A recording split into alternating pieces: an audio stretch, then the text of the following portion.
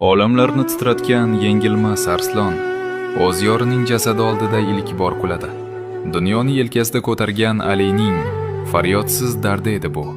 O'zining yagona omonatini qora tuproqqa topshirarkan, osmonlar ham bu tilsiz vidolashuvning og'irligini ko'tara olmadi. Ammo qachondir bu ummat osmonida mangu quyosh porlagan edi. Ularning nikohi yerda emas, arshda o'qilgan ilohiy bitim edi. Dushman qalqonlarini parchalagan pahlavon qo'llar uyda o'z juftining og'irini yengil qildi.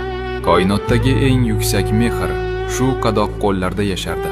Og'ir janglar charchog'i bilan qaytgan Ali uchun yagona xotirjamlik maskani, suyangan yagona tog'i Fotimaning huzuri edi. Ular iymon tarozisining mukammal teng pallalari edilar.